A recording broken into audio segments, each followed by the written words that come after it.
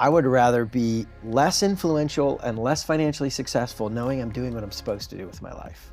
You've maybe heard the phrase, the golden handcuffs, right? Oh yeah, yeah. It's real, man. Yeah. I'll just say this, for anyone who's listening to process, it's worth it. It's exhausting, it's terrifying, and it's always worth it. The comfort zone is overrated.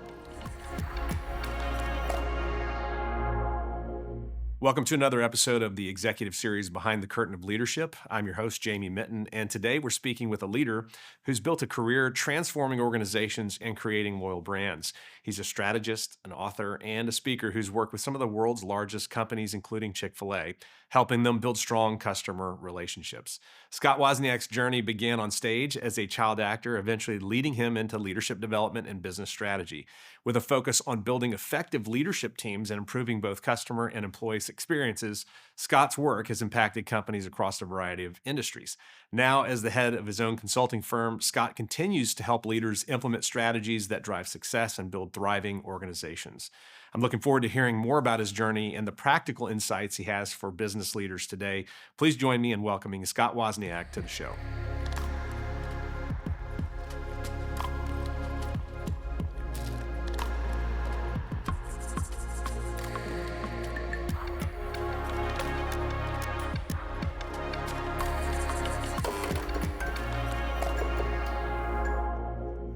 All right, Scott, great to have you here. LeaderPass Studios, Executive Series.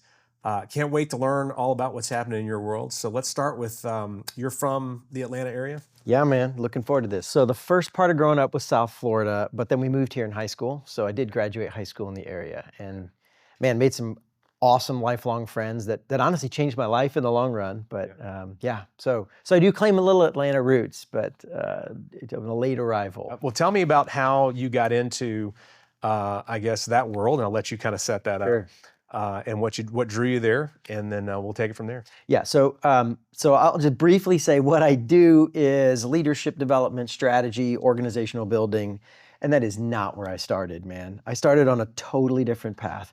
So my first major career was actually as a child actor singer. I grew up on the stage. I did my first speaking role when I was 4. My mom was a director, so she got me a kid's role. By the time I was 10, I was traveling the nation doing competitions.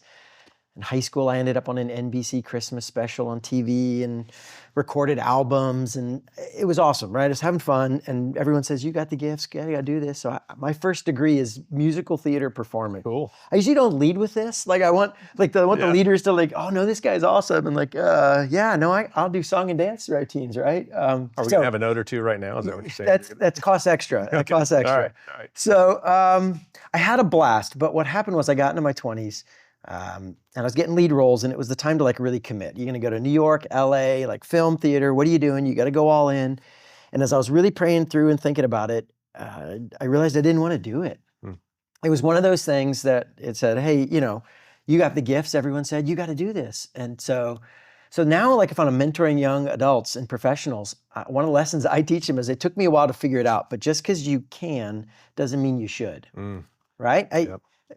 Easy examples. I'll see people who are like, they're really good at math. And like, you should go into finance and be an accountant. I'm like, well, maybe, but there might be a dozen, maybe 100 other ways you could use that kind of an analytical brain. And they mean well. So for me, hey, you're really good on stage. You should just make that your career. And so as I'm processing what it is I want to do, I wanted to make a difference in the world. I'd grown up in a home that was Christian, talked a lot about values, and we're living for a bigger cause. And so I was like, I guess I'll do that. So I went into like youth programs and worked at summer camps and inner city programs and worked in local church youth ministries. And honestly, trying to do this noble thing and make a difference in the world. And I worked for some really nice guys who had great hearts and were terrible leaders. Oh no. I mean, they meant well, right? And they weren't like doing illegal or immoral things, but they had no idea how to run an organization. And so, the way I said that made me sound like I was so awesome and they weren't. I was one of those guys, right? Like I had no idea what I was doing.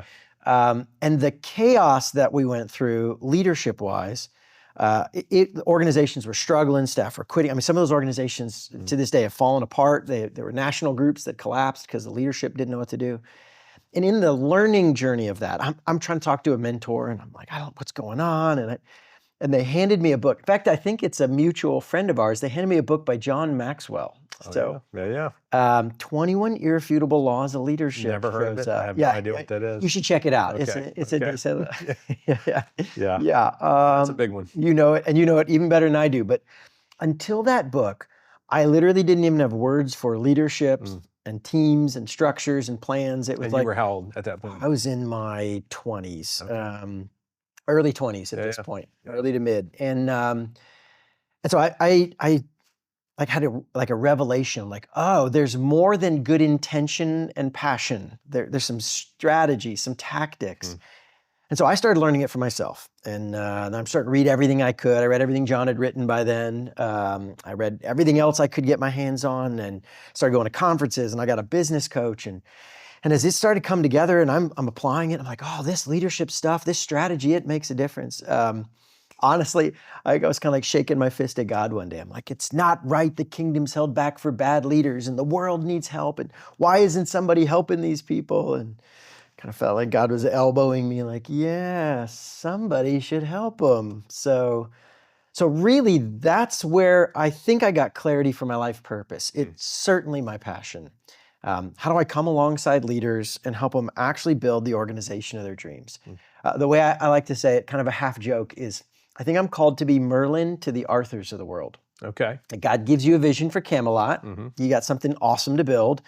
Hey, let me come behind you, give you some wisdom, maybe work a little magic, see if we can't actually make this thing faster, better, smarter. So love that. So went back to school, got a master's in business. I figured out how to learn some of this stuff. One of my professors had me start working on the side with him. And then my second year of school, then when I graduated, he hired me full-time. He had a consulting coaching program. And then he, 3 months later, said he wanted to retire and asked me to take over his company. Wow. So I'd gone out to Virginia Beach for grad school. I met my wife there. I'm running this company. We had our first couple kids. And I'm back in Atlanta visiting my friends and family. My parents still here. And that's when my old high school buddies come back to the story. So one of my high school buddies happens to be a guy named Andrew Cathy. So I don't know if you know about Andrew. His family's got a little local chain. Yeah, local business. Yeah. If you don't know, Chick-fil-A. So 30-ish years ago, like I'm like, hey, good luck with your little mall restaurant. Hope you make it. Yeah, I think they're going to make it. Wow. So I don't know, about 16 years ago now, they contacted me. I was in town. They're like, wait, what are you doing? Because remember in high school, right, I was going to go off and be a star. Right. Oh, yeah. Going to Hollywood. And now they're like, wait, you're a business strategy guy? So at the end of that conversation, some of those folks were like, yeah, why don't you come talk to us? Like, we've been thinking about doing some more of this company building strategy work ourselves. So 5 months of conversations later, I moved back to Atlanta, worked at Chick-fil-A, and had a really unique role, which really is exactly what I do now. And I started by doing it for them because I was like, I'm not really a restaurant guy. Now I know a lot about restaurants. But at the time, man, I was like, what do you need me for? You got that part figured out. And they said, no, what we need is a unique thing. So here was my job. My title was Organizational Effectiveness Consultant. Okay. Yeah, it's a very vague title, right? It's great. Yes. Yeah, normal. Yeah, just make us effective. Like, what? So that's what I'm like, tell me about the job. So here's what it turned out to be. 50% of the time, they said, we want you to go inside other companies and just learn how the best in the world do it. Just go sit with their teams. Other companies. Yeah, go outside us. Go sit with their teams. Go get In fact, if there's a certification, go take all 5 certifications and tell us which one's the best one. Like, just go learn. And they'd call guys and be like, hey, can my guy come sit with you? And I end up in the living room of Ken Blanchard talking about book strategies and how you do content management and like crazy. Ken Blanchard became an awesome mentor, but like he would never have just met with a random guy off the street. He's too busy. But if Dan Cathy says, hey, can my guy come hang with you? So it was amazing. The other half of the job was come back and turn all that learning into some sort of company-wide upgrade. Okay. So I bounced around the company, worked with the executive team, and we'd pick different areas and we'd run upgrade projects. And so I learned a ton doing that. I started writing books. My mentors there all wrote books. I'm like, I'll do that. While you were still on staff there? Well, it's a side thing, right? Hey, we should write books. A lot of these guys did. And people started asking me to speak, and like a lot of the other executives, I'm like, I'll take a vacation day and help out that group. And that stuff built and built and built until man, a lot of thought and prayer. It really just felt like God was saying, man, you need to go launch and help these people. And I kept saying like, no, why can't I just do this on the side? And I just felt like it was really kind of an act of obedience to my purpose and calling, say, you got to go help these folks. So I told Chick-fil-A I got to leave. And the first client to sign me was Chick-fil-A. So That's funny. What year was that? man, this was 2015. So 2015, Okay. at the end of that year, stepped out.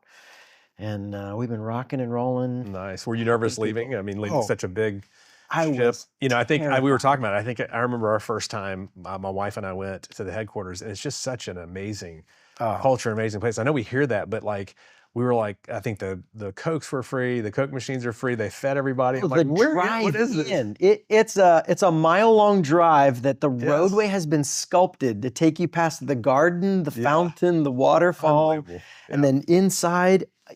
It's an amazing workspace. But even better is the quality of the people. Like these are still some of my best friends. And dude, leaving that was terrifying. Yeah. Okay, so let me actually we'll zoom in on that decision process.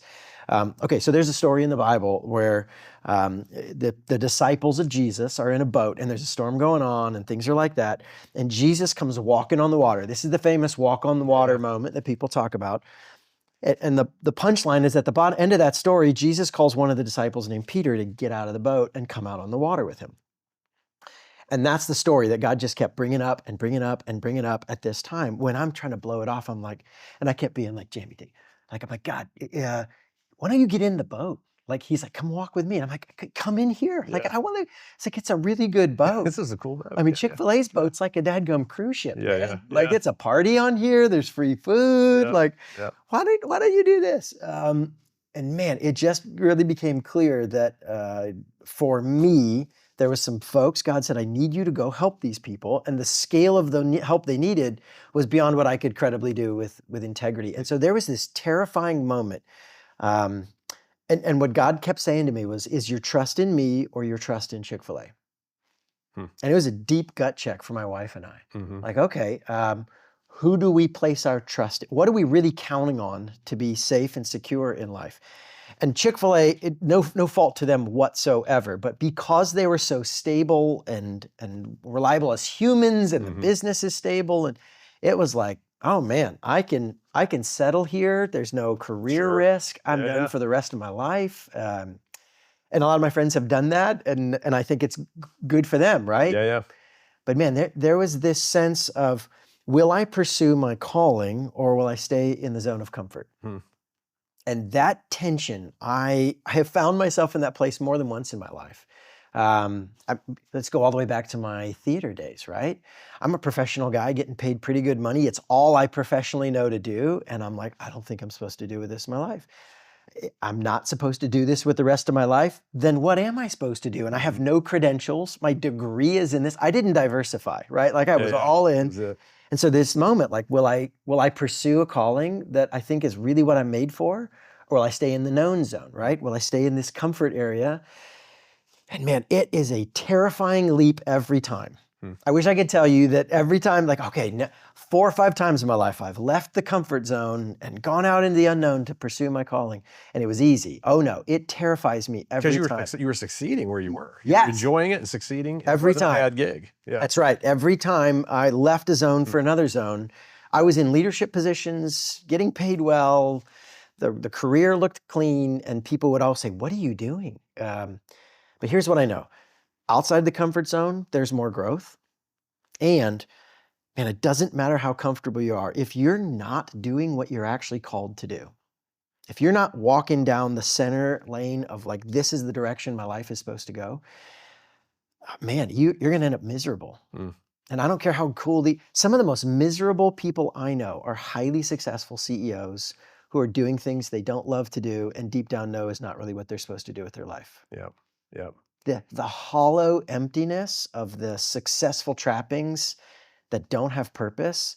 And so honestly, now, the irony is after a lot of adventure and drama, I'm now more successful and influential than I would have been if I stayed behind, and God bless the socks off it. But it was really not, that wasn't the main driver. It was like, even if I end up unable to get close to this. I mean, because Chick-fil-A was putting me in some pretty cool circles, right? Yeah.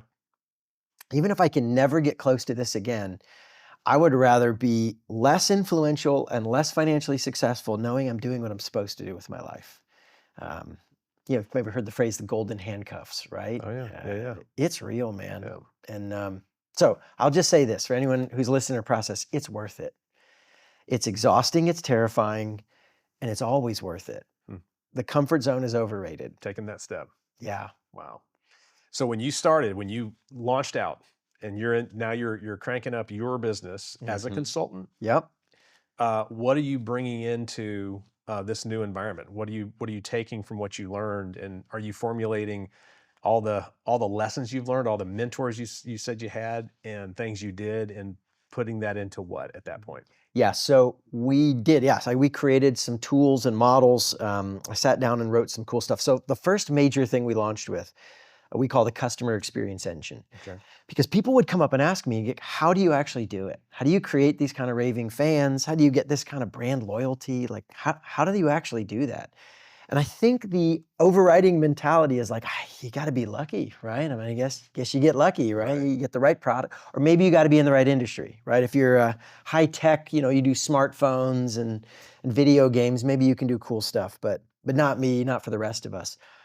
But remember, I bounced between all these companies. What I began to notice is, there's a pattern. There's a set of systems everybody has. So we started explaining that, and then I was trying to capture it simply, and so I ended up writing this little engine diagram that explains it. And so the first major thing people were inviting me to do is come tell us how this works. And I would just give them a bunch of cool ideas. And we did eventually wrote a book on that and put it out there. And so there's some cool stuff on what the customer experience engine looks like what gears actually produce a raving fan. But I will tell you what actually got me within the first year, maybe 2 at the most, we began to see that there were a lot of people who would get excited about the idea and then be unable to actually implement it. Couldn't execute it. Couldn't execute. Okay. Maybe because they just plain didn't have the time. Like they're so heads down with their business, keeping up with it all, surviving the day and moment. Or maybe because, I explain a concept like, hey, you should have a scorecard for your operations. Like your team needs to know if they're winning. And they're like, that's cool. And then the scorecard they come up with would not reflect the right things, or they wouldn't know how to communicate it well. And so we kept getting more and more of those questions. And so over time, what we've slid into is, okay, I'll give you ideas. But man, I think the magic is in the implementation. Remember how I said I had 2 parts to my job at Chick-fil-A when I was on staff there? The exciting part was the learning. Yep. The real value was the second half. It was actually far easier to go learn cool things than to come back and... Yeah. How do you actually get a group of people to change their habits, behaviors, and approaches?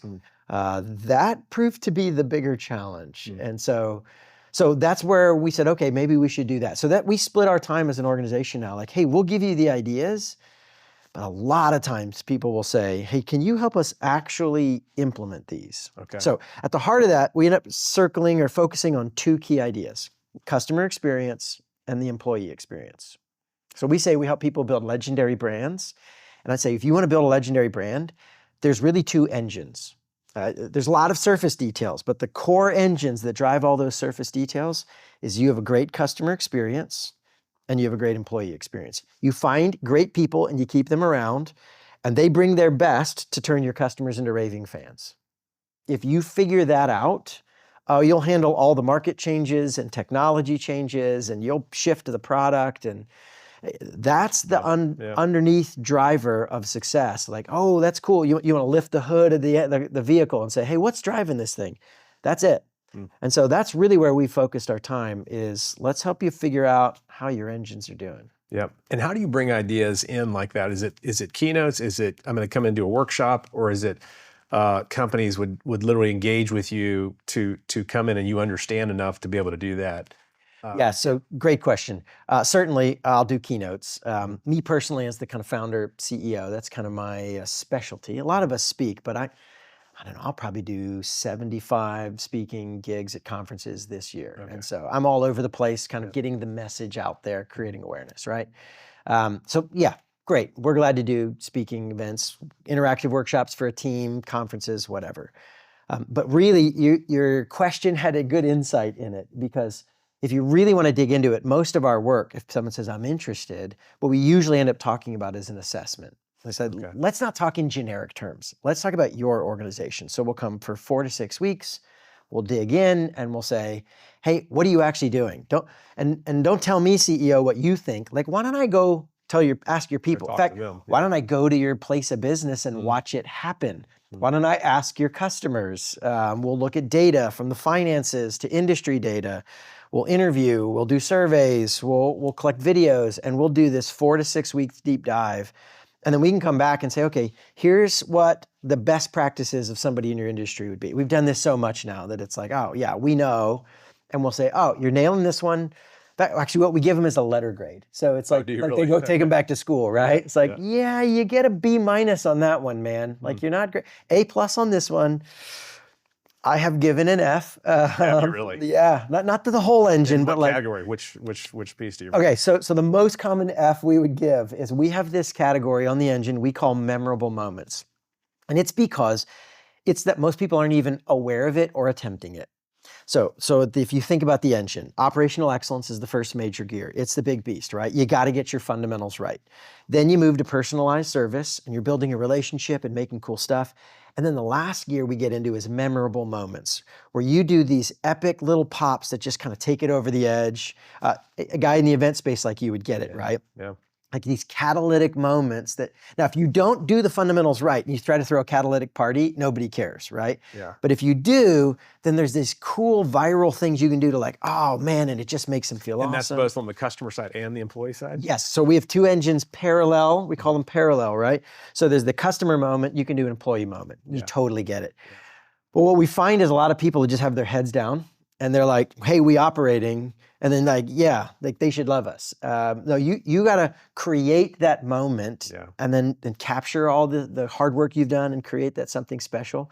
And so I've given Fs to people because it's like, yeah, you're doing nothing. Like there's nothing. Like you just show up 9 to 5, Monday through Friday, your team puts your head down, you do good work, you go home, you're not celebrating them, you're not celebrating your customers. So that's the biggest. I mean, that may be one of the biggest gaps that you see? It is the one that has the easiest bang for your buck. Okay. But by far, the biggest gear in the engine is operational excellence. Oh, okay. Okay, now I got to clarify, because when I think about excellence, maybe it's just me, but what I think about is how good it can be, right? When all my team comes together and the tech's in place and we have a good day, and like that's how excellent we are. And what I found is that is not how our customers are thinking about it. The question our customers are asking is, can I trust you? The customers are asking. Customers are asking, can I trust you? Okay. And trust is calculated differently than how good can you be sometimes. All right, so I'm going to pick on McDonald's for a little bit. For the record, I like McDonald's. I've worked with them. They can be awesome. But my local zone is not doing the best. And so here's the deal, like McDonald's fries. I don't know if you've ever gone in, got McDonald's fries. You just happen to be lucky and you got the fries when they just came out, like the fresh batch, right? I mean, no offense to my Chick-fil-A friends. Maybe we can cut this part out, but like, I think McDonald's has the best fries in the business, man. Yeah. When they're fresh. When they're hot, yeah. Yeah, the problem is I've also kind of gotten unlucky, and at least in my local joint, gotten the 30-minute, old, cold, chewy fries. And so it's not that they're never good, it's that I don't trust them. They're sometimes good. And so the hard truth is, being inconsistently excellent earns you the same trust as being consistently bad. Wow. And that's what my local McDonald's is struggling with. Yeah. I don't trust them. They might nail it most of the time even, but they mess it up just enough that I don't trust them. And so this is the first critical piece of the engine. It's not how fancy can you be, it's can you be consistent on a handful of fundamentals, so consistent that it doesn't occur to them that you're gonna mess up. Okay. So, and that's the excellent That's operational excellence, not operational fanciness. Yeah. It's fundamentals, it's consistency. Yeah. And man, I see a lot of companies get like 90% excellent. It's like close enough. And then they want to move on to the fancy stuff and throw parties. And we don't trust them. Listen, in school, 90% is a pretty decent grade. Most schools. A-, but you're fine, right? You're good. Most people are not going to get in trouble if they get at 90%. But man, if you're 90% excellent, that means 1 out of every 10 times you're going to drop the ball And just we know from customer studies and psychology, if you're 90% operationally excellent, your customers think you suck. Wow. You don't get credit for 90%. They credit you as a terrible operator. And that's the first critical hurdle that I would say make or break some brands. The other gears are relatively small effort. You get really good bang for your buck, right? It's not, you don't have to put a ton of time and money into it. Yeah. But what I see is people throwing money at the fancy stuff and they're not dealing with the fundamentals because it's boring and difficult and technical. And that last 10% is hard. And so they don't want to deal with it. So they throw, fancy stuff on top of an uncertain foundation. And then they wonder why their customers don't care and they're not getting anywhere. So are you peeling back that for these customers? Yeah. And what is their response, or are they resistant to the idea, or are they defensive about it? Or Well, sometimes it stings, but when we've done a deep dive like this, we're showing you exactly what happened. Data. We're like, here's what the customer said. Here's the data. We went and timed you. You told us it was this. Wow. These are the actual times. Okay. We bought 5 of your product. Here's the pictures of the one, 2 of them broke on us. And so it stops becoming an opinion. This is the value of getting an outside assessment. Yeah. Because now it's not like, I feel like we're doing pretty good. And I'll say this, I see this a lot.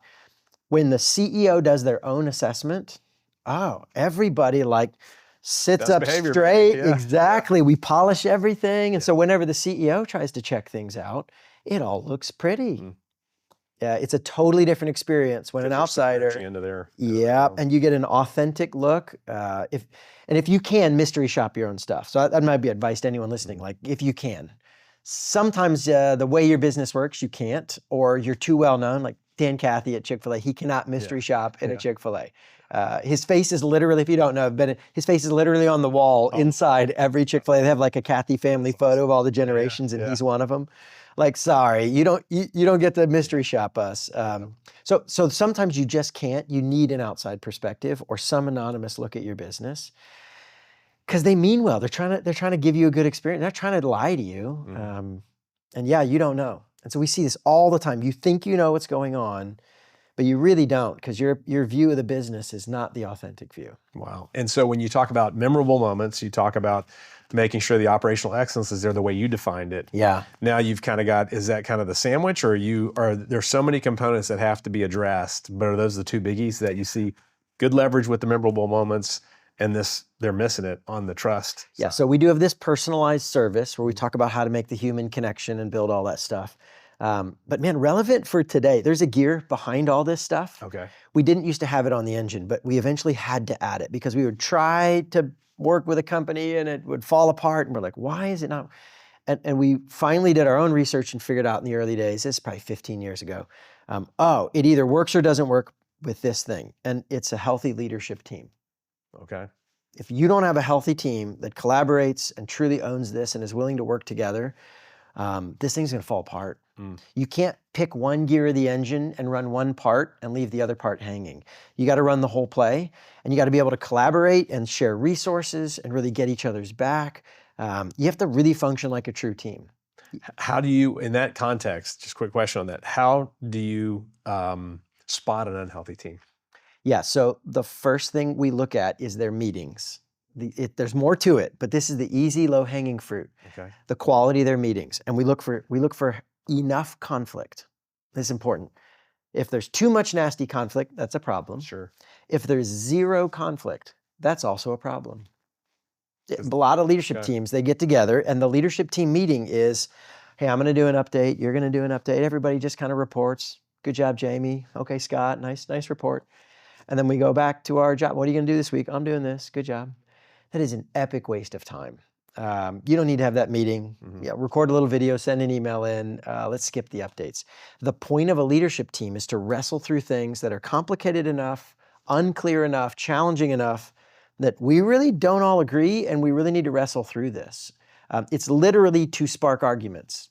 Really? Okay. So, can your team argue and debate without getting into nasty personal attacks and, picking on the bald guy and it's like, can you just throw down and say, forget my haircut. Can we talk about the idea? Yeah.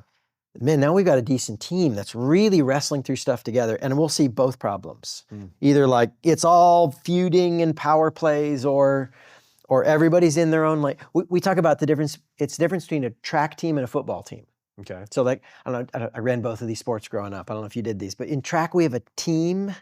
It's not really a team. It's individuals, yeah. We have individual races. We're going to add up the points. If you win your race, you earn points for your school. But I don't actually need you to win. I can win my race whether or not you do. Mm-hmm. And if that's how a leadership team's functioning, you might have good individuals. They're not a good team. Okay. And so this is not to say like, oh, we've got bad humans here. Maybe just no one's ever asked them to collaborate before. We just structured their pay and their measurements and all their job. It's like, yeah, we don't need each other. And sometimes you got a conglomerate, right? Like a truly wholly independent businesses. That's fine.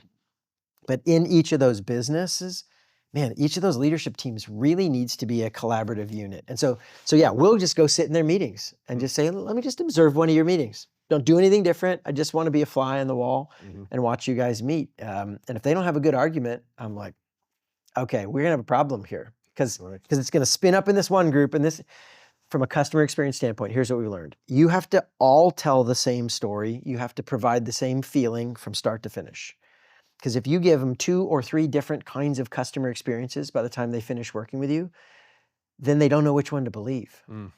They get confused and they don't know which one's true. And so they decide to believe none of them. And so it's got to, yeah, exactly. It's all got to point in the same direction, or you literally like counteract each other's thoughts and feeling, and you end up undermining each other's quality. And so I did a great job of this style, you did a great job of that style, and the customers don't trust us. So do you actually equip a team? Like when you're in there and helping them, do you give kind of the ground rules and yeah, literally just as literal as that, walk in and help them learn how to have a meeting? Yeah, so we've got known templates on how great teams work together. Okay. But then what we do is we always personalize it for them. So one of our company core values is personalize it. Premium, practical, personalized. And I've just learned the hard way, man. If you don't personalize it, allow people to put their own touch to it and make it fit their situation, it's not gonna stick. And that's really driven because, again, I wanna see actual implementation stick. So years of trying to figure out how do you actually make change work. Here's a good example. It's like an exercise routine. Like let's say we're personal trainers, kind of help us get in shape and get a regular routine of exercise in our life. I could come in and tell you, listen, the science is known. We know what to do. It's heart rate and muscles, and I know, and here's your workout plan. You have to do this kind of activity in this sport, in this timeline. You just do it. Well, you would get in shape. But man, it's much, much easier if I could say, hey, Jamie, what kind of sport do you love? I mean, what fits your lifestyle, and what climate do you live in, and where are you at? And like, oh, you're into racket sports? Hey, you're in the South where there's you should join a tennis club. Or wait, you're in the North where like summer is a wonderful 3-week window in June, right? Hey, you should join racquetball. And so the nuances of like, oh, if you get me in my zone with my people then the chances I'm gonna actually follow that thing and stick with it go way up versus like, no, you have to run on a treadmill. That's your only option. Well, running on a treadmill will work, but maybe running back and forth on a tennis court will be much more motivating and satisfying to you. And so, yeah, there's still movement principles. You're still gonna get your heart rate up, right? I mean, there's still some principles involved. But yeah, so we'll start with a team, we'll give them the standards, and then there's a bunch of really interesting conversation. Honestly, the part I love most is like, hey, what fits you? What about this? What about that? Let's tweak this. And so we love helping teams create systems and tools that not only follow the best practices, but really fit their culture, fit their budget, and just make this stuff work. And that's building towards the whole idea of your brand and your raving fans, I guess the way. Exactly, because the point of a leadership team, so I used to do a lot of the team bonding activities. It's like, let's go whitewater rafting, right? And trust falls, and dude, those are fun. I love it. Do you know what bonds a team even more than that? Taking on a challenge and winning together. And so, yeah, I'm not opposed to any of those outings. We'll do my own staff retreats. We'll still do something fun. It's great. But the real team building stuff we do is not about the team. It's about, hey, our mission is to go create raving fans, is to have this kind of service or product that has this kind of impact that makes them a raving fan. And so when we build a team, it's not team for team's sake. It's like, guys, we got to figure this out because we're the key to getting that impact on the world. If we want to have that kind of impact on the world, well, dang, we better up our game so that we can then have a better influence, a better impact. And so, yeah, the whole team stuff is not team for team's sake. It's team to make a bigger impact on our To customers. hit the challenge and do it together. That's it. And so when I think of what we've been talking about as a product company, or I think about big companies, Yeah. how does this kind of concept of raving fans relate to, like, say, a tech company or not a non-product, traditional product company? Is it a similar fit? Similar? Yes. So this is where the principle and the personalized stuff, there's a standard principle. Hey, you got to figure out your operations. Well, man, we're working with a tech company. We've worked a lot of them. You're a software as a service company, right? There's no physical goods. You're just constantly tweaking on a product that people use every day. Great.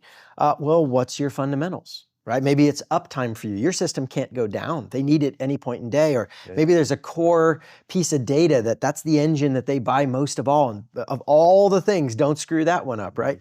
Well, maybe we're swinging over to a legal firm and it's like, well, there's not even a thing they buy, like it's a conversation. And so we'll help them define what would a good consultation meeting look like. And we'll often find things like, in that case, for example, the lawyers are always thinking about the data they collect. Did I get the information that I need to know about the case? And what they'll realize is, oh, wait a minute, one of my fundamentals is my clients feel heard. And there's a difference between I heard it and you feel like I heard it. And so we help them understand you're not just there to gather data, you're there to give them reassurance that somebody's on the case. And so helping them define their stuff, what's my fundamentals? What would personalized service look like for me?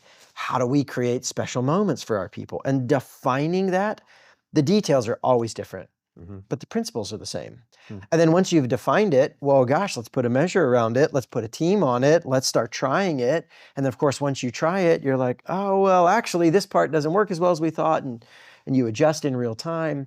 And what you build is this continuous learning loop of like, we know what we're trying to do. We know how we're trying to do it. And then every year we do it a little bit better, a little bit tighter. And that's why I love the engine metaphor. Yeah. This thing moves from so the metaphor sometimes feels like, sometimes as a business owner, especially the entrepreneurs, we feel like we're riding a tiger. Like this is awesome and exciting and we're making some ground, but boy, I cannot let go and I cannot relax because this thing's a little bit wild. I want to shift from riding a tiger to running an engine. I got systems and tools and we can always upgrade our engine, put some nitrous oxide in this sucker, but it's a predictable engine and I can go home on the weekend and like relax and catch my breath. The engine's not going to turn around and suddenly bite me. Like it's okay. And so what we help them do is figure that out. And then, man, once they're running an engine, this is when I like them to ride off in the sunset without me. The goal is to make them so excellent they don't need somebody to tell them how to do it anymore. They're it's just normal business, man. And that engine applies to everything. I mean, would it apply to nonprofit? We have done this. We changed the language. In a nonprofit, we totally do this, but we don't say your customer, right? We'll say your constituent or your members or whatever their lingo is. We do this in healthcare. It's not customer experience, it's patient experience. Okay. I was talking to a healthcare group yesterday. And so we talk about our patient experience engine and the details are different, but the principles, I mean, these are human principles. And so, we've got industry-specific versions. We've got deep dive in construction, another deep dive in tech, we have healthcare, education. Every one of them has their own little lingo. But that's why there's the industry details. And so for those projects, I have folks on my staff who are like tech geniuses, and or I've got guys who are nonprofit world. And so we'll typically pair like the business strategy guy with the industry specialist and kind of have that partnership. Because there's always some fundamentals, and then there's always some industry specifics. But it's never just one or the other. If you're, imagine a small entrepreneur just kind of starting out right now and hearing these nuggets, the wisdom that you're giving, what do you advise, even if it's just somebody just obviously can't afford you yet, but they maybe one day can, what would that be the tip as you're bringing people on? Like, how do you view their business? Maybe they've got a service, maybe they got a product. What advice do you give them? Yeah, so I'll say for everybody, the first step we recommend is do an assessment. Okay. Like don't assume you know where you are. Strategy is Google Maps. I'm oversimplifying it, right? Where am I? Where do I want to go? What are my route options? And most people skip the where am I right now. We spend all our time thinking about where we want to go and what we want to do. And then we assume we have a good, accurate picture of where we are today. And I've just seen this again and again. You don't. You assume way too much, find out what's really going on. And so maybe you want to hire somebody, but you can also do some of that yourself. Some mystery shop is like, send your brother to go shop. And it's like, hey, here's $10, go buy something. And so do an assessment. But if you're not where you can hire somebody and maybe you don't even have a deep leadership team, hey, get some content. And I've created a bunch of stuff that allow people who don't have the time or money to spend on it to just get the ideas and start doing it themselves. So you can get my book on this. I wrote a book. It hit #1 on Amazon in its category. So if you look up Make Your Brand Legendary, the Customer Experience Engine with Scott Wozniak, that book's there. So but dude, if you don't even want to buy the book, I got a newsletter. We've got a podcast where we just bring stories from the field and say, hey, here's what we just did this month. Hey, we were with a client, and I usually scrub the client's names out of it for their privacy, but say, hey, here's how people are actually doing it. Yeah, just come get the ideas. And honestly, some percentage of people can take the ideas and go implement it themselves. That's where I started. I love that. If you do that and you feel like I can't, then we actually just this year, for first time I've been doing this for 20 years, we just launched our online learning program that is, it's just an annual subscription. It's low cost, and it's got videos and all the tools we use with our kind of advanced consulting clients. We loaded all those tools up in the program and little like training videos on how to use the tool to do your own stuff. And you can go in and check out kind of our little tool library and do it yourself. So we call that Legendary Brands Academy because we help people build legendary brands. So legendarybrandsacademy.com. That's the name of the website. Okay. Yeah, legendarybrandsacademy.com. Or honestly, you can go to scottwozniak.com and just check all this stuff out. That's WOZNIAK. So scottwozniak.com, and that'll have links to everything that I'm doing. So. Awesome. That's awesome. Where do you see things heading? I mean, you've been pulling every year. I'm sure you're adding from experience and application, variety of clients. Where do you see this all heading? So the new thing, we'll keep building our clients and pouring into new stuff. But the new thing we're learning now is how artificial intelligence is shifting all the strategies. In 2023, AI went from a cool thing that someday is going to be fun to like a core profitable business tool. And in 3 different categories at different points in the year, by the end of that calendar year, it's like there's 3 different whole types of AI that are profit generating core operational tools. And so we have gone back this year. We ended up putting a whole team together and we're helping people rethink all the stuff that they thought. I mean, it still works. But man, here's what we say about AI. The future is already here. It's just not very evenly distributed. Like AI has arrived, not is going to, has arrived, and it's changing the game, but it's doing so in very uneven, lumpy ways. And so the way that works will still work for you, but there's a fork in the road that has just started. It's early stage, and some people are integrating AI into their core engine, and it is changing everything for them. And so right now, you can get away with ignoring it, but man, within 3 to 4 years, it's going to be like you're either using AI as your normal operations or you're struggling. And so that's where the new content and the new tools and everything we're doing is saying, remember that thing we've been talking about for 10 years? Yeah, that's actually not the best way anymore. How about that? Because of the new tools, you actually should do this approach. So love that. Love the innovation. And obviously you brought it from early days, interviewing and being around those people and bringing it into Chick-fil-A to now others with the advancements and what's happening. So it's pretty incredible. Yeah, man, honestly, that's half the fun for me personally is this job is a grand excuse for me to be like, let's go learn a new thing. I constantly going inside companies, learning how they work, figuring out the latest tools. It's been a lot of fun. Well, Scott, it's been great having you and getting to know the incredible value you are bringing to others. And I hope people dig in and find you and learn how you can apply it, even if they're just starting or they're a multinational company like the ones we've talked about. But congratulations to you, and I can't wait to see what's next from your mind. Thanks, Jamie. All right, bye-bye.